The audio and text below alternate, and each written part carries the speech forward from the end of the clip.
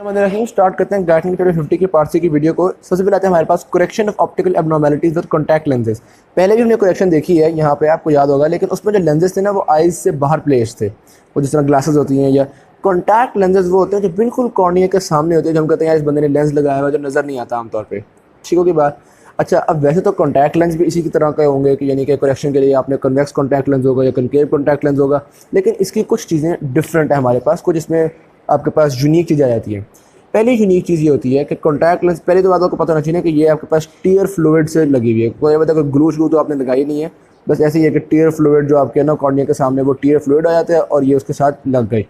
अच्छा, पहली चीज़ ये है, ये कॉर्निया के इफ़ेक्ट को नलीफाई कर रही होती है, बहुत हद तक कम कर रही होती है। हमने पहले कहा था कि जब लाइट गुजरी होती है आपकी आइज़ की पोर्शन में से, सबसे ज़्यादा रिफ्रैक्शन तब होती है जब ये लाइट कॉर्निया में एंटर होती है। उसकी क्या वजह थी कि बाहर आपके पास एयर थी जिसका रिफ्रैक्टिव इंडेक्स 1 था और कॉर्निया का रिफ्रैक्टिव इंडेक्स 1.38 था। तो बहुत बड़ा चेंज आ रहा था रिफ्रैक्टिव इंडेक्स में, जिसकी वजह से हमने कहा था कि यहाँ पे लाइट की बहुत ज़्यादा रिफ्रैक्शन होती है। अब क्या हुआ है कि कॉर्निया के सामने एयर नहीं है, बल्कि कॉर्निया के सामने ये आ गया कॉन्टैक्ट लेंस, और कॉन्टैक्ट लेंस और कॉर्निया के दरमियान में आपके पास वो फ्लूइड भरा हुआ है। सो जो टीयर फ्लूइड है या जो भी कोई लिक्विड आपके पास यहाँ पे फिल हो गया। सही हो गया बात। तो अब जो लाइट है वो सबसे ज़्यादा रिफ्रैक्शन आ रही होगी जब लाइट इस कॉन्टैक्ट लेंस में एंटर होगी। ठीक है, जो कॉर्निया के बाहर एयर थी ना वो एयर ख़त्म हो चुकी है, तो कॉर्निया का बहुत ज़्यादा इफेक्ट अब रह ही नहीं गया। सही हो गई बात। तो ये जो काम है ना ये फ़ायदेमंद होता है, क्योंकि कई दफ़ा ये होता है कि कॉर्निया की शेप एबनॉर्मल होती है, कुछ पेशेंट्स के अंदर कॉर्निया की शेप एबनॉर्मल होती है। तो अब अगर कॉर्निया की शेप की एबनॉर्मैलिटी है तो उससे हमें खास फर्क नहीं पड़ेगा, क्योंकि कॉर्निया रिफ्रैक्शन के काबिल ही नहीं रहा। कॉर्निया के अंदर भी तकरीबन वही वाटर है, कॉर्निया के बाहर भी तकरीबन वाटर आ गया, तो कॉर्निया जो है वो खास रिफ्रैक्शन कर ही नहीं रहा। सही होगी बात। जिस तरह बता रहे हैं कि एक एबनॉर्मैलिटी होती है जिसमें कॉर्निया जो है ना वो बहुत बल्ज आउट किया हुआ होता है। ठीक है, केराटोकोनस कहते हैं। अब केराटोकोनस में कॉर्निया बहुत बल्ज आउट किया हुआ है, इसमें ये ग्लासेस लगाना भी इतना काम नहीं आता, फ़ायदेमंद नहीं होता। तो यहाँ पे आपके पास कॉन्टैक्ट लेंस बहुत फ़ायदेमंद होता है, जो आपके कॉर्निया के सामने आ जाए और सामने जगह तो सारे को फ्लूइड से भर दे, तो कॉर्निया का इतना को खास फर्क नहीं पड़ता। पहली चीज़, कॉर्निया के काम को कॉन्टैक्ट लेंसेज जो है वो कॉर्निया को बहुत हद तक फारिग कर देते हैं। दूसरा काम ये क्या करते हैं, ये broader field of clear vision देते हैं। ग्लासेस में तो आपको पता है ना, जहाँ तक ये ग्लासेस मेरे सामने मुझे क्लियर नज़र आ रहा होगा, जब मैं साइड पे देखूंगा तो क्लियर नज़र नहीं आएगा, ये ऊपर देखूंगा तो क्लियर नज़र नहीं आएगा मुझे। जाहिर सी बात है, क्योंकि ये फ्रेम्स आ जाएंगे, या मतलब एक हद तक जगह पे मैं क्लियर देख सकता हूँ ना, ऊपर नीचे तो नहीं मैं क्लियर देख सकता। क्योंकि कॉन्टैक्ट लेंस ऐसे होते हैं कि जैसे जैसे आप अपना आई बॉल मूव करते हैं, जैसे जैसे कॉर्निया मूव करते हैं, ये कॉन्टैक्ट लेंस भी मूव होता रहता है। तो आप जितना मर्जी ऊपर देखें नीचे देखें, ये कॉन्टैक्ट लेंस साथ साथ ही मूव होता रहेगा। तो इसमें एक broader field of clear vision है। दो बातें हो गई। तीसरी बात ये होती है कि चूँकि आपकी जो ग्लासेस हैं वो आपकी आई से कोई 1 सेंटीमीटर के या कुछ ना कुछ फासले पे हैं, इसलिए ग्लासेस पहन के चीज़ों के जो साइज़ है ना वो थोड़े बहुत वेरी कर जाते हैं, थोड़े छोटे बड़े हो जाते हैं। ठीक है, क्योंकि कॉन्टैक्ट लेंस चूँकि आपके कॉर्निया के बिल्कुल साथ है, इसलिए इस चीज़ों का साइज़ ऊपर नीचे नहीं होंगे। तो 3 चीज़ें, नंबर 1 ये कॉर्निया को नलीफाई करते हैं, नंबर 2 ब्रॉडर फील्ड, नंबर 3 ये साइज़ ऑफ इमेज को चेंज नहीं करते। डाउन के बाद उसके बाद आते हैं हमारे पास कैटरैक्ट्स। कैटरैक्ट्स क्या होते हैं, ये बेसिकली आइज़ के अंदर कोई ऐसी चीज़, कोई क्लाउड से बन जाता है जिसकी वजह से लाइट पास नहीं हो पाती, ब्लाइंडनेस कॉज कर सकते हैं। बना बना एमसीक्यू है कि इसका सबसे कॉमन कॉज क्या है, ओल्ड एज। ठीक है, ओल्डर पीपल के अंदर कैटरैक्ट फॉर्मेशन होती है, जो प्रोटीन होती हैं वो डीनेचर हो जाती है, जिसकी वजह से आपकी आइज़ के सामने कोई जगह बन जाती है। इसका ट्रीटमेंट ये है कि हम आइज़ का ऑपरेशन करते हैं और कैटरैक्ट को, या इनफैक्ट लेंस को हम रिमूव कर देते हैं, क्योंकि लेंस की प्रोटीन्स वगैरह ख़राब हो गई ना। अब लेंस ट्रांसपेरेंट रहा है नहीं, लेंस लाइट को गुजर नहीं दे रहा, तो हम लेंस को रिमूव कर देते हैं। अब अगर आपने लेंस को रिमूव कर दिया तो ज़रूरी बात है फिर आपको या तो कोई ग्लासेस मोटी सी लगा दो, कन्वेक्स लेंस तगड़ा सा लगा दो ग्लासेस में, या फिर हम कोई आर्टिफिशियल प्लास्टिक लेंस उसकी आइज़ के अंदर प्लेस कर देते हैं। हमने वो जो उसका प्रोटीन लेंस था जो ख़राब हो गया था वो निकाल दिया और एक प्लास्टिक लेंस डाल दिया। ऑलराइट, फिर आती है विजुअल एक्विटी। विजुअल एक्विटी का मतलब है कि आपकी आई साइट कितनी अच्छी है, या आइज़ की इफेक्टिवनेस कितनी अच्छी है, या किसी चीज़ को क्लियर देखने की एबिलिटी कितनी अच्छी है, कुछ इस तरह की बातें विजुअल एक्विटी में। लो जी, अब यहाँ पे वो ये बात कर रहे हैं कि वैसे तो असूली तौर पे जो कोई एक स्पॉट है उसको आपके कॉर्निया में बिल्कुल एक फाइन स्पॉट बनाना चाहिए। ठीक है, सीधी सी बात है। अगर हम फोकस की बात करें, जिस तरह आपको याद होगा कि ये देखो ना, अगर यहाँ पे एक डॉट है तो वो आपके रेटिना पे भी बिल्कुल एक डॉट बनना चाहिए। लेकिन ये तो तब होगा ना अगर आपका फोकस बिल्कुल 100% परफेक्ट हो। असूली तौर पे फोकस 100% परफेक्ट नहीं होता, थोड़ा बहुत ऊपर नीचे वेरी कर ही रहा होता है। या सीधी सी बात है, देखो मैं जिस भी वक्त देख रहा हूँ, कोई चीज़ थोड़ी सी करीब पड़ी हुई है, कोई थोड़ी सी दूर पड़ी हुई है, कोई अब आइज़ हर चीज़ के हिसाब से थोड़ी ना फोकस कर देती। इसको होता है कि फोकस जो है वो थोड़ा बहुत आगे पीछे होता है। तो यूजुअली यहाँ पे यानी कोई एक डॉट की जो इमेज है वो रेटिना पे बिल्कुल एक स्पॉट नहीं बनती, बल्कि रेटिना पे एक थोड़ा सा एरिया बन जाता है, जो कि तकरीबन मैं बता रहे हैं कि 11 मिली सॉरी 11 माइक्रोमीटर्स का एक एरिया बन जाता है। सही के बाद यानी हकीकत में एक डॉट था और हमारे रेटिना पे वो 11 माइक्रोमीटर का एक राउंड सा बन गया। डन होने के बाद दूसरी तरफ देखिएगा, हमारी जो रेटिना है ना, पूरे रेटिना के दरमियान में सेंटर में एक ख़ास जगह होती है जिसको हम कहते हैं फोविया। ये जो फोविया है ना, ये सबसे ज़्यादा क्लियर विजन के लिए और सबसे मतलब परफेक्ट विजन के लिए होता है फोविया। डन होने के बाद फोविया में हमारे पास जो कोन्स होती हैं ना, वो बड़ी बारीक बारीक कोन्स होती हैं। उनका डायमीटर होता है सिर्फ 1.5 माइक्रोमीटर। ठीक है, वैसे तो इर्द गिर्द कोन्स वगैरह होती हैं वो थोड़ी बड़ी भी होती है, लेकिन यहाँ पे जब कोन है ना, उनका डायमीटर कितना है, 1.5 माइक्रोमीटर। अब बात दरअसल ये हो रही है, जब मैंने आपको बताया कि एक स्पॉट का 11 माइक्रोमीटर जितना बड़ा स्पॉट बनता है आपकी रेटिना पे, तो आपको ये लगेगा कि यार मतलब कोई दो चीज़ें अगर 11 माइक्रोमीटर दूर पड़ी हुई हैं या उनका इमेज हमारे रेटिना पे 11 माइक्रोमीटर दूर बन रहा है, तो ही हम उनको दो अलग अलग चीज़ें समझ सकेंगे। अगर करीब बन गए तो फिर तो दो अलग अलग चीज़ें समझ ही नहीं सकेंगे। ठीक है, लेकिन बात थोड़ी फ़र्क है। बात यहाँ पे ये है, ये देखो 11 माइक्रोमीटर बिल्कुल बात सही है कि एक डॉट था और उसका हमारे यहाँ पे तकरीबन 11 माइक्रोमीटर का स्पॉट बन रहा है। ठीक है, लेकिन इस स्पॉट में जो सेंटर होता है ना, वो बहुत ब्राइट होता है, सबसे ब्राइट सेंटर होता है इसका। ठीक है, तो अगर दो 11 माइक्रोमीटर ओवरलैप भी कर रहे हैं तो हमें इन दोनों के ब्राइट सेंटर्स की वजह से पता चल जाता है कि ये दो अलग अलग चीज़ें हैं। सही होगी बात। तो फिर मैं क्या कहूँ, यानी कि दो ऑब्जेक्ट्स की इमेज हमारे रेटिना पे कितनी दूर होनी चाहिए जिसको हम दो ऑब्जेक्ट समझें, तो वो जनाब वाली, अगर दो ऑब्जेक्ट्स की इमेज हमारे रेटिना पे 2 माइक्रोमीटर अवे होगी, यानी इमेज को 2 माइक्रोमीटर दूर होना चाहिए है, फिर ही हम दो अलग अलग चीज़ें समझ सकेंगे। अगर इससे करीब हो गई तो ख़ुद सोचो ना, 1.5 माइक्रोमीटर की तो हमारी एक कोन है, यानी एक सेल है, तो अगर एक ही सेल के अंदर दो इमेजेस पड़ गई तो वो तो हम उसको एक ही चीज़ समझेंगे ना। सेल में से भेजेगा भाई लाइट आ रही है, हाँ, अगर एक इमेज इस सेल में जाए एक इमेज इस सेल में जाए फिर ही कोई फ़र्क पड़ेगा ना, फिर ही हम उनको दो चीज़ें समझ सकेंगे। तो इन शॉर्ट ज़रा दो तीन बातें यहाँ पे हुई हैं। पहली बात, एक स्पॉट को जिसको बहुत छोटा स्पॉट बनना चाहिए था वो 11 माइक्रोमीटर का स्पॉट बनता है, लेकिन इस 11 माइक्रोमीटर के स्पॉट में दरमियान में ब्राइट स्पॉट होता है, जिस तरह से दूर जाते रहते हैं हल्का हल्का हल्का हल्का हल्का हल्का हल्का हल्का। ठीक होगी बात। तो हम ब्राइट स्पॉट्स की वजह से अगर रेटिना पे 2 माइक्रोमीटर दूर इमेजेस बन रहे हैं, उनको हम दो डिफरेंट चीज़ें समझ सकते हैं। लेकिन ये इतनी जो हमारी एक्यूरेसी है ये होती है फोविया पे, यानी रेटिना का वो जो दरमियानी हिस्सा फोविया, वहाँ पे इतनी अच्छी एक्यूरेसी होती है। जो रेटिना के ज़रा साइड दूर दूर एरिया होते हैं वहाँ पे इतनी अच्छी एक्यूरेसी नहीं होती। इसीलिए आपको पता है जब भी आप कहीं देख रहे होते हो तो जिस चीज़ पे आप देख रहे हो उस चीज़ की आपकी सबसे ज़्यादा क्लैरिटी है। साइड पे आपको बाकी कमरा नज़र आ रहा होता है लेकिन वो कमरा थोड़ा ब्लर नज़र आ रहा होता है। उसकी वजह यही है कि जो सेंटर में आपकी चीज़ आ रही है ना, जो चीज़ एग्जैक्टली आप देख रहे हो सामने, वो सामने वाली चीज़ का इमेज बन रहा होता है बिल्कुल दरमियान में फोविया पे। ठीक है, उसकी आपको बड़ी अच्छी बड़ी क्लैरिटी होती है। जैसे जैसे वो साइड की चीज़ होती रहती है ना, उसका इमेज भी आपकी आंखों पे साइड पे ही बन रहा होता है, जैसा कि आप यहाँ पे देख भी सकते हैं। देखो, जो दरमियान वाली चीज़ होती है उसका इमेज एग्जैक्टली दरमियान में बन रहा है, जो ज़रा साइड वाली चीज़ होती है उसका इमेज भी साइड पे बनता है, साइड वाली चीज़ का इमेज भी साइड पे बनता है। तो जितनी कोई चीज़ आपके सेंटर से साइड पे होती रहती है उसमें आपकी क्लैरिटी और विजन उतना ही आपका कम होता है। तो ये बात भी कोई मुश्किल नहीं थी। अच्छा, अब एक और चीज़ देखिएगा, हमें यह पता चल गया है कि अगर रेटिना पे दो जो इमेजेस बन रही हैं वो 2 माइक्रोमीटर अवे होंगी तो हम उनको सेपरेट चीज़ें समझ सकेंगे। सही है, रियलिटी में वो ऑब्जेक्ट कितने दूर होंगे तो रेटिना पे उनका इमेज 2 माइक्रोमीटर अवे बनेगा। ये भी तो बात फ़र्क पड़ता है ना। मैं दोबारा रिपीट कर रहा हूँ, विजुअल एक्विटी में हमें यह पता चला है कि कोई भी ऑब्जेक्ट्स जिनका इमेज 2 माइक्रोमीटर्स अवे हो उनको हम दो अलग अलग ऑब्जेक्ट समझ सकेंगे। सही है, रियलिटी में वो कितने दूर होने चाहिए ऑब्जेक्ट्स, मतलब यही तो इमेज तो एक हो गया ना, इधर बाहर एक्चुअली कितने दूर होने चाहिए ऑब्जेक्ट्स। तो भाई सीधी सी बात है, हम ये कहते हैं उसके लिए ना हम एंगल की बात करते हैं। क्यों एंगल की बात करते हैं? क्योंकि देखो, अगर दो लाइट्स का बहुत बारीक एंगल हो, यहाँ पे आप देख सकते हैं कि यहाँ पे कोई दो इस तरह की लाइट्स आ रही हैं जिनका हमारे लेंस पे बहुत पतला सा एंगल है, तो जितना पतला एंगल होगा हमारे रेटिना पे उतनी ही करीब करीब इमेजेस बनेंगी, और जितना बड़ा एंगल होगा हमारे रेटिना पे उतनी ही दूर दूर इमेजेस बनेंगी। ठीक है, तो ये तो हमें पता चल चुका है कि रेटिना पे 2 माइक्रोमीटर का डिस्टेंस हो तो हम दो सेपरेट चीज़ समझ सकते हैं। अब हम देखते हैं कितना एंगल हो तो उसको हम सेपरेट समझ सकते हैं। 2 माइक्रोमीटर का मतलब है कि कम से कम एंगल हो 25 सेकेंड। अब आप कहेंगे यार 25 सेकंड का एंगल है, मतलब डिग्रीज वगैरह सुनी हुई है, तो बिल्कुल आपने सही सुना हुआ है। असल में ना ये सेकंड भी एक एंगल का ही यूनिट है। किस तरह से यूनिट है? देखो, एक सर्कल को हम डिवाइड करते हैं 360 डिग्रीज़ में, ये तो आपको पता है ना। हर डिग्री को यानी एक डिग्री को हमने डिवाइड किया हुआ है 60 मिनट्स में, ठीक है। हर डिग्री को आप 60 पार्ट्स कर दो तो वो जो एक पार्ट है ना उसको हम कहते हैं मिनट।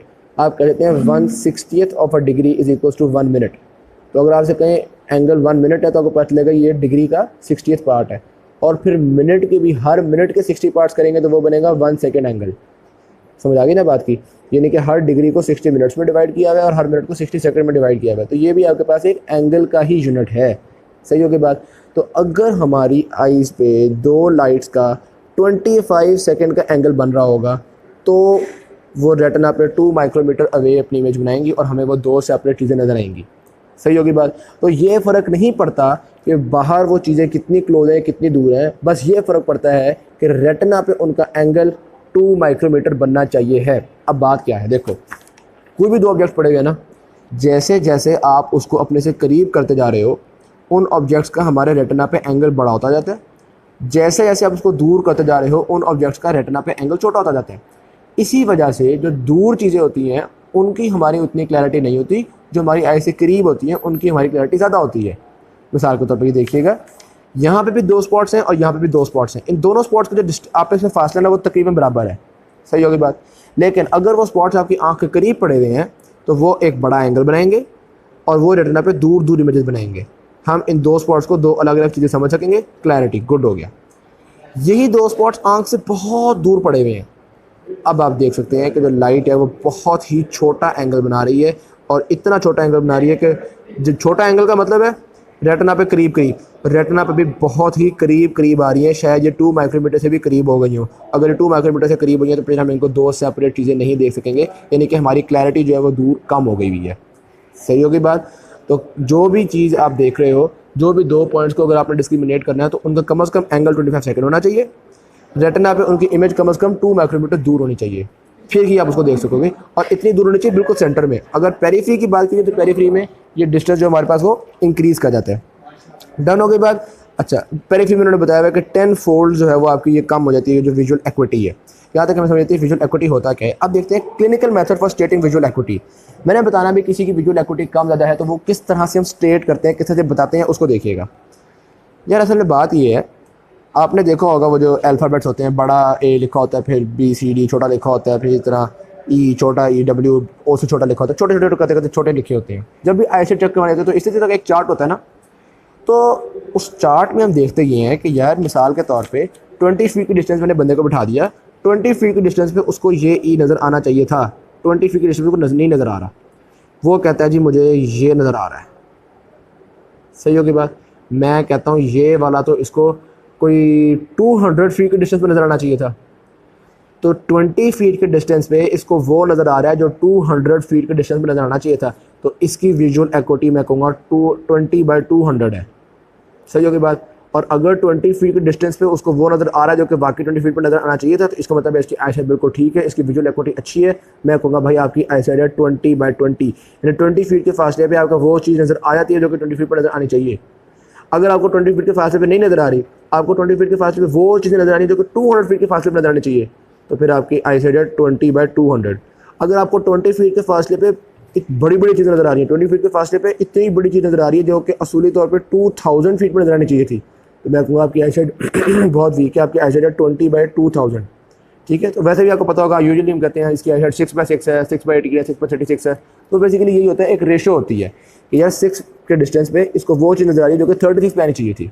ठीक है। बात तो ये होगी हमारे पास विजुअल एक्विटी को क्लिनिकली आप स्टेट के साथ करते हो।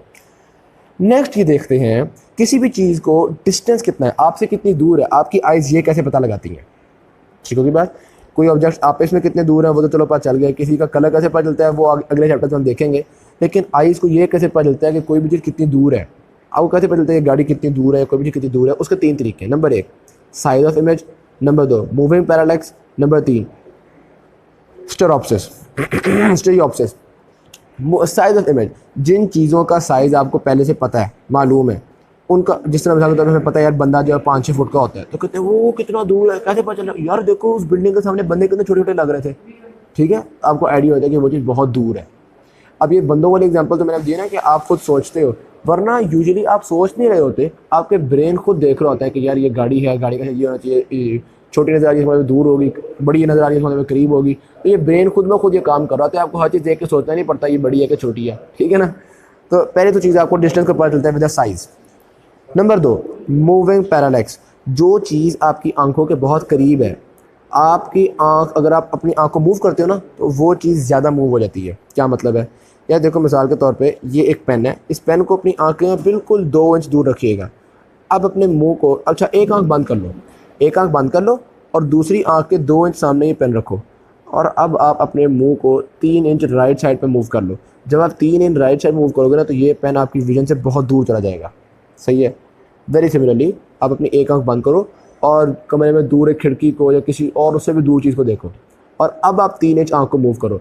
जब आप 3 इंच आंख को मूव करोगे, दूर वाली चीज़ आपको निस्बतन अभी भी नजर आती रहेगी, जबकि करीब वाली चीज़ आपकी आंख की निस्बत बहुत ज़्यादा मूव कर जाएगी। सही है। मैं पहाड़ों को देख रहा हूँ, बहुत दूर पहाड़ है, मैं 3 इंच मूव कर लूँ फिर भी मुझे वो पहाड़ नज़र आते रहेंगे। तो जितना दूर ऑब्जेक्ट होता है मेरी आँख के मूव करने से वो उतना कम मूव करता है, जितना करीब ऑब्जेक्ट होता है मेरी आँख के मूव करने से वो उतना ज़्यादा मूव कर जाता है। ठीक है। तो इस मैकेनिज्म से हम चीज़ों को इधर उधर मूव करके हमें रिलेटिव डिस्टेंस से पता चल जाता है, यार एक चीज़ ज़्यादा मूव की है, एक चीज़ कम मूव की है, इसका मतलब ये चीज़ करीब है, वो चीज़ दूर है। सही की बात तो ये होता है determination of distance by moving parallax. Number 3 आता है आपके पास डिटर्मिनेशन ऑफ डिस्टेंस बाय स्टीरियोप्सिस। ये आपका बेसिकली बाइनोकुलर विजन यहाँ पे रोल प्ले कर रहा है। हम देखते हैं किसी भी चीज़ की इमेज हमारी दोनों आंखों में कितनी फ़र्क आ रही है। जो करीब इमेजेस होती हैं उसकी इमेज दोनों आंखों में काफ़ी ज़्यादा फ़र्क आ रही होती है, जबकि जो दूर इमेजेस होती हैं उनकी इमेजेस हमारी दोनों आंखों में सिमिलर आ रही होती है। मिसाल के तौर पर ये एक हाईलाइटर है, इसको ना यूँ करके मैं बिल्कुल अपनी नोज़ के पास ले जाता हूँ। उसके बाद पहले राइट आँख को बंद करें, लेफ्ट आँख से देखें, अब देखिएगा आपको हाईलाइटर की ये वाली जगह नज़र आ रही होगी, एक फ़र्क इमेज नज़र आ रहा होगा। फिर लेफ्ट आँख को बंद करें, आपको एक फ़र्क इमेज नज़र आ रहा होगा। ऐसी बात ही है ना। या अगर आप अपनी बुक को भी देख रहे हैं तो राइट आई से आपको ज़रा फ़र्क इमेज नज़र आएगा, लेफ्ट आई से आपको ज़रा फ़र्क इमेज नज़र आएगा। ऐसी बात ही है।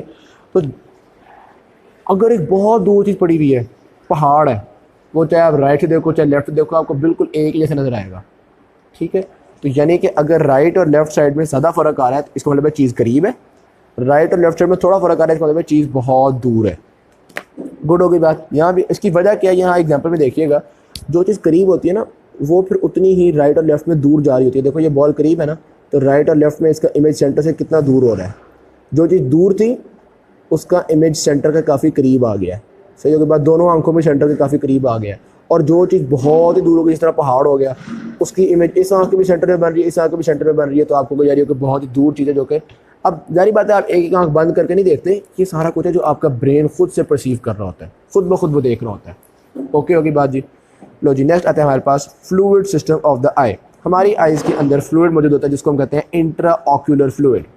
अब इसमें से कुछ फ्लूइड होता है जिसको हम एक्वस ह्यूमर कहते हैं, कुछ को विट्रस ह्यूमर। यहाँ ये देखिएगा, आंखों के अंदर जो फ्लूइड है उसको कहते हैं इंट्रा ऑक्यूलर फ्लूइड। जो फ्लूइड आपके लेंस से आगे होता है उसको कहते हैं एक्वस ह्यूमर, जो फ्लूइड आपके लेंस से पीछे होता है उसको कहते हैं विट्रस ह्यूमर। जो एक्वस ह्यूमर है ये काफ़ी फ्लो स्लो कर सकता है, जो कि विट्रस ह्यूमर है ये जेल की तरह होता है, इसका फ्लो बहुत थोड़ा होता है। इसमें सब्सटेंसेस मूव करना हो तो सब्सटेंसेस डिफ्यूजन के थ्रू मूव कर रहे होते हैं। डाउन के बाद तो एक आपके पास फ्रीली फ्लोइंग है और दूसरा आपके पास एक जेलेटिनस मैस है जो कि फिब्रिलर फाइबर्स ने काफ़ी उसको ज़रा जकड़ के रखा हुआ होता है। उसमें वाटर या कोई और चीज़ मूव करनी है तो वो डिफ्यूजन के थ्रू मूव करती है। अब ज़ाहिर सी बात है कि जो एक्वस ह्यूमर में फ्लूइड है यानी कि लेंस से आगे फ्लूइड है, कि चूँकि फ्रीली फ्लोइंग है, इसकी प्रोडक्शन भी हो रही होती है और इसकी एब्जॉर्प्शन भी हो रही होती है, और प्रोडक्शन और एब्जॉर्प्शन का एक बैलेंस होता है। अब हम देखते हैं इसकी प्रोडक्शन किस तरह से होती है। तो सिक्रीशन इसकी कहाँ से होती है उसके लिए मैं ज़रा जूम्ड इमेज आपको दिखाता हूँ ताकि आपको ज़रा बेहतर तरीके से समझ में आ सके। ये देखिएगा, ये है हमारे पास सीलरी मसल और ये इसमें से निकल रहा है आयरिस। आयरिस और सीलरी मसल के बीच में ये जो हल्की सी जगह है ना, ये वाली जगह, ठीक है, यहाँ पे आपके पास इस तरह के प्रोसेस होते हैं, इस तरह के प्रोसेसेस होते हैं। मैं जूम आउट कर दूँ थोड़ा सा, कुछ ऐसे आपके पास प्रोसेसेस होते हैं जिनको हम कहते हैं सीलरी प्रोसेसेस। ठीक है, इन सीलरी प्रोसेसेस से आपके पास ये एक्वस ह्यूमर रिलीज हो रहा है। किस तरह रिलीज होता है, हम पहले इन सीलरी प्रोसेस में ना एक्टिव ट्रांसपोर्ट के तो सोडियम निकालते हैं, सोडियम निकलती है तो साथ क्लोराइड भी निकलती है, बाइकार्बोनेट भी निकलती है। जब इतने सारे आयंस निकल गए तो ऑस्मोसिस के थ्रू वाटर वगैरह भी निकल आता है। ठीक है बात, तो आपके एक्वस ह्यूमर में ये सोडियम, क्लोराइड, बाइकार्बोनेट, वाटर ये सब कुछ होता है। उसके अलावा amino acid, ascorbic acid, glucose, ये amino acid, ascorbic acid, glucose, ये चीज़ें भी हमारे एक्वस ह्यूमर में होती हैं। इनको भी हमने एक्टिव ट्रांसपोर्ट या फैसिलिटेटेड डिफ्यूजन से निकाला हुआ होता है। ठीक है बात, यहाँ तक कॉन्सेप्ट क्लियर हो गया। ये तो हमने देख लिया कि हमारे पास एक्वस ह्यूमर किस तरह से प्रोड्यूस हुआ है। फिर आउटफ्लो जरिए बात है एक्वस ह्यूमर यहाँ से निकलेगा, दोनों आयरस के बीच में से होते हुए एंटीरियर कंपार्टमेंट में जाएगा, एंटीरियर कंपार्टमेंट से होते हुए यहाँ पे आता है, यहाँ पे जाने वाली आयरस और कॉर्निया के बीच में इस जगह पे करके कहीं ना कहीं एब्जॉर्ब होता है। अब इस जगह पे वो क्या क्या चीज़ें जहाँ पे ये एब्जॉर्ब होगा उसको हम समझते हैं। बेसिकली ये एब्जॉर्ब हो रहा होता है कैनाल ऑफ स्लेम में, ठीक है, कैनाल ऑफ स्लेम में ये एब्जॉर्ब हो रहा होता है। अब ये जो कैनाल ऑफ स्लेम है ये किस तरह का होता है, ये क्या चीज़ है, बेसिकली ये आपके पास एक चलो एक काइंड ऑफ वेन है जिसकी बहुत ही परमेबल वॉल है, ठीक है, लेकिन इस वेन के सामने आपके पास कुछ ट्रबैकुली वगैरह मौजूद होते हैं। ये आप देख सकते हैं, ये आप देखें यहाँ पे कुछ ट्रबैकुली, ये हल्का सा स्पॉट नज़र आ रहा है कैनाल ऑफ स्लेम, इस प्लॉट के सामने कुछ ट्रबैकुली भी हैं। इस जगह को उन्होंने ज़रा जूम करके यहाँ पे दिखा दिया। ये आपके पास ये ऊपर वाला कॉर्निया हो गया, ये आपके पास ये आयरिस है, ये जो आयरिस था पिंक कलर का, ठीक है। अब यहाँ पे आपके पास कैनाल ऑफ स्लेम है और उसके सामने ट्रबैकुली है। तो जो भी फ्लूइड एब्जॉर्ब होना है वो ट्रबैकुली के अंदर से होता होता आपके कैनाल ऑफ स्लेम में चला जाता है। सही होगी बात। तो कैनाल ऑफ स्लेम एक ऐसी वेन है जिसमें मतलब ब्लड कम होता है और ये एक्वस फ्लूइड एक्वस ह्यूमर आपके पास ज़्यादा होता है। सीधी सी बात है, इतना सारा एक्वस ह्यूमर इसके अंदर आ रहा है तो वो ज़्यादा होता है इसके अंदर। डाउन होगी बात। ये जो कैनाल ऑफ स्लेम है ना, ये अभी आपको 2D है तो इस तरह से नजर आ रहा है, वरना इसी तरह पूरी आई के इर्द गिर्द ये मौजूद होता है। तो पूरी आई में साइड पे यानी कि ऊपर नीचे हर तरह से एब्जॉर्प्शन हो रही होती है। ऑल राइट, जब ये बात कह रहे हैं कि कैनाल ऑफ स्लेम एक वेन है ना, तो ये जो छोटी छोटी वेन्स होती हैं इनमें ज़्यादा एक्वस ह्यूमर ही होता है। इन वेन्स को हम कहते हैं एक्वस वेन्स। फिर जारी बात है ये लार्जर वेन्स में चली जाती है, वहाँ पे तो ब्लड भी होता है, तो फिर एक्वस ह्यूमर और ब्लड वगैरह मिक्स हो जाता है। यहाँ तक बात समझ में आ गई। फिर देखते हैं इंट्राऑक्यूलर प्रेशर। ये जो इंट्राऑक्यूलर फ्लूइड है इसका सही बात है कोई ना कोई प्रेशर भी होता है। इस प्रेशर को हम मेजर कैसे करते हैं? अच्छा, यहाँ पे एक और बना MCQ। प्रेशर कितना होता है नॉर्मल? 12 to 20 mmHg। सही होगी बात। अच्छा, इस प्रेशर को हम मेजर कैसे करते हैं? हम कॉर्निया के अंदर कोई सुई तो डाल नहीं सकते कि भाई मैनोमीटर डाल लिया, डाल के हमने मेजर कर लिया। तो फिर कैसे मेजर करें? मेजर करने के लिए हमारे पास टोनोमेट्री होती है। टोनोमेट्री में ना सीधी सी बात है, अगर मैं आपको उसको मैकेनिज्म सिंपल वर्ड में बताऊँ ना तो वो ये है, हम बाहर से दबा के चेक कर लेते हैं कि भाई कितना प्रेशर है इसके अंदर। सिंपल, जिस तरह आप टायर की ट्यूब को दबा दें देखते हैं कि भाई कितनी हवा है इसके अंदर, वही वाला काम है। ये आप देख सकते हैं, हमने टोनोमीटर लगाया, टोनोमीटर लगा के पीछे से हमने सेंट्रल प्लंगर पे इसके प्रेशर डाला, हमने देखा कि कितना प्रेशर डालना पड़ रहा है कंप्रेस करने के लिए। अगर बहुत दबाना पड़ रहा है इसका मतलब अंदर बहुत प्रेशर है, अगर थोड़ा दबाना पड़ रहा है इसका मतलब अंदर थोड़ा प्रेशर है। ठीक है, के बाद तो ये आपके पास रेगुलेशन, ये आपके पास मेजरिंग ऑफ इंट्राऑक्यूलर प्रेशर आ गया। फिर आता है रेगुलेशन ऑफ इंट्राऑक्यूलर प्रेशर। जाहिर सी बात है कि जो इंट्राऑक्यूलर प्रेशर है ये हमारी बॉडी के अंदर मतलब इस जगह पे रेगुलेट भी हो रहा होता है। अगर ये थोड़ा ज़्यादा होने लगे तो हम उसकी एब्जॉर्प्शन बढ़ा देते हैं तो नॉर्मलाइज हो जाता है, थोड़ा कम होने लगे तो उसकी एब्जॉर्प्शन कम हो जाती है, मतलब ये इसको नॉर्मलाइज रखते हैं बड़ा अच्छे तरीके से। ये कभी ज़्यादा भी हो जाता है। क्यों ज़्यादा होता है? अगर आपके ट्रबैकुलर में रेजिस्टेंस ज़्यादा हो जाए तो फिर ज़ाहिर बात है उसको एब्जॉर्ब होने में दिक्कत का सामना करना पड़ेगा, उसका प्रेशर इंक्रीज़ कर जाएगा और फिर वो इंक्रीज प्रेशर पे एब्जॉर्ब हुआ करेगा। तो ज़ाहिर बात है ये थोड़ा बहुत एब्जॉर्ब भी इंक्रीज़ भी कर सकता है, डिक्रीज़ भी कर सकता है। अच्छा, लेकिन जो ट्रबैकुली है ना, ये एक बड़ा फाइन से नेटवर्क है, एक मैश वर्क है। अब वो ज़ाहिर बात है ये मैश वर्क है, इधर को कभी कभी हैमरेज भी होती होगी, डेब्रेस भी आता होगा, कुछ थोड़ा बहुत होता है, कभी ब्लड भी लीक हो जाए। तो ये ना हो कि जो भी डेब्रेस हो वो आपके ट्रबैकुली में ब्लॉक हो जाए, ट्रबैकुली आपका ब्लॉक हो जाए और फिर इंट्राऑक्यूलर फ्लूइड आपका कभी एब्जॉर्ब ही ना हो सके, ये तो मसला बन जाएगा। तो कुदरत ने यहाँ पे सिस्टम रखा हुआ है इस जगह पे, यानी ट्रबैकुली वगैरह के अंदर आपके पास फैगोसाइटिक सेल्स होते हैं, बहुत ज़्यादा सारे आपके पास यहाँ पे रेटिकुलर एंडोथेलियल सेल्स मौजूद हैं। जब भी कोई डेब्रेस वगैरह आपके ट्रबैकुली में आके स्टक होती है तो वो फौरी तौर पे उस डेब्रेस को फैगोसाइटोज कर लेते हैं, उसको छोटे पार्टिकल्स में तोड़ देते हैं और उसको इस कैनाल ऑफ स्लेम यानी इस वेन में एब्जॉर्ब करवा देते हैं। तो यानी कि ये जो नेटवर्क है, जो ट्रबैकुली है, इसका ब्लॉकेज जो है वो इस तरह से प्रिवेंट किया जाता है। दोनों के बाद आखिर में आता है आपके पास last but not the least important चीज़ है इस चैप्टर की, ग्लोकोमा। ग्लोकोमा, लो जी, ये भी एक बना MCQ आ गया। Most common cause of blindness, glaucoma. दोनों के बाद इसमें होता ये है कि ये जो इंट्राऑक्यूलर प्रेशर है ना, ये बहुत ज़्यादा इंक्रीज़ कर जाता है, 60-70 mmHg, इससे भी ज़्यादा इंक्रीज़ कर जाता है और प्रेशर के इंक्रीज़ करने से ब्लाइंडनेस हो जाती है। क्यों? या जब फ्लूइड का प्रेशर इतना इंक्रीज़ करता है ना, देखो जो आपकी ऑप्टिक नर्व्स वगैरह हैं वो प्रेस हो जाएंगी। अब नर्व वगैरह में सीधी सी बात है, अगर ये आपके पास एक न्यूरॉन है, न्यूरॉन के आगे ये पूरा एक उसका फाइबर जा रहा होता है, अगर ये दब गया तो इस फाइबर में ये जो साइटोप्लाज्म फ्लो कर रहा था, एक्सोप्लाज्म फ्लो कर रहा था, वो फ्लो खत्म हो जाएगा। जब फ्लो खत्म हो जाएगा तो फिर अगले हिस्सों तक न्यूट्रिएंट्स कैसे पहुंचेंगे? सेल बॉडी से न्यूट्रिएंट्स आगे जा ही नहीं सकेंगे। जब न्यूट्रिएंट्स जा नहीं सकेंगे तो ये वाला पोर्शन डेड हो जाएगा। नर्व का कोई भी पोर्शन डेड हो गया तो अब आपके सिग्नल्स ब्रेन तक जा नहीं सकेंगे, ब्लाइंडनेस हो जाती है। एक तो ये हो सकता है कि ब्लॉक ऑफ एक्सोनल फ्लो। दूसरा कई दफ़ा ये भी हो जाता है कि जो रेटिनल आर्टरी थी, रेटिना को आर्टरी सप्लाई करती, वो आर्टरी दब गई। अब वो आर्टरी दब गई, जरिए ब्लड सप्लाई कम हो जाएगी, ब्लड सप्लाई कम हो जाएगी तो जगह डेड होना शुरू हो जाएंगी, यहाँ भी आपके पास ब्लाइंडनेस हो गई। ठीक होगी बात। अच्छा, तो ये आपने देखा कि मुख्तलिफ तरीक़ों से यहाँ पे ब्लाइंडनेस हो सकती है। हमने देख लिया कि प्रेशर के इंक्रीज़ करने से ब्लाइंडनेस क्यों होती है। अब देखते हैं प्रेशर इंक्रीज़ क्यों करता है। सीधी सी बात है, रीअब्जॉर्प्शन नहीं हो पा रही, इसलिए प्रेशर इंक्रीज़ कर रहा होगा ना कि भाई फ्लूइड की प्रोडक्शन हो रही है और रीअब्जॉर्प्शन नहीं हो रही। अब रीअब्जॉर्प्शन क्यों नहीं हो रही, इसकी भी आपके पास 2-3 वजूहात हैं। देखो, पहली वजह तो सिंपल सी इसकी ये है कि ये वाला जो ट्यूबरकुली है ये किसी वजह से कोई वाइट ब्लड सेल्स इतने ज़्यादा इसमें आके फंस गए हैं कि ये ब्लॉक हो रहा है। ठीक है, तो जब कोई आई इन्फ्लेमेशन हो, इस तरह की इन्फेक्शन हो, तो उसमें बहुत सारे वाइट ब्लड सेल्स आके यहाँ फंस जाते हैं, इसकी ब्लॉकेज हो जाती है। या कई दफ़ा ये भी होता है कि यहाँ पे कोई फिब्रस ऑक्लूजन हो जाए, कोई फाइबर्स वगैरह डेवलप हो जाए, तो ट्यूबरकुली में ऑक्लूजन हो जाए और एब्जॉर्प्शन ना हो सके। डन होने के बाद ट्रीटमेंट क्या होता है इसका, हम आइज़ में ड्रॉप्स डालते हैं। जब आई ड्रॉप्स डालते हैं, वो आई ड्रॉप्स कॉर्निया के अंदर से डिफ्यूज़ होते हुए आते हैं यहाँ पे, और वो आई ड्रॉप्स या तो इसकी एब्जॉर्प्शन को बढ़ा देते हैं या इसकी प्रोडक्शन को घटा देते हैं। तो प्रेशर कम करने के लिए या हम एब्जॉर्प्शन इंक्रीज़ करते हैं या प्रोडक्शन इंक्रीज़ कर देते हैं। ये तो आपके पास ड्रग ट्रीटमेंट, आई ड्रॉप से ट्रीटमेंट। और अगर आई ड्रॉप से ट्रीटमेंट नहीं हो पा रहा तो फिर हम सर्जरी करके कोई इस तरह के चैनल्स बना देते हैं, कोई अंदर इस तरह की नालियाँ बना देते हैं कि ये जो फ्लूइड है ये आराम से एब्जॉर्ब होता रहे, फ्लूइड जो है वो आपके यहाँ से निकलता रहे, ताकि प्रेशर बहुत ज़्यादा इंक्रीज़ ना करे। Thank you very much. Video अच्छी लगी शेयर कीजिएगा, चैनल को सब्सक्राइब कीजिएगा। अल्लाह हाफ़िज़।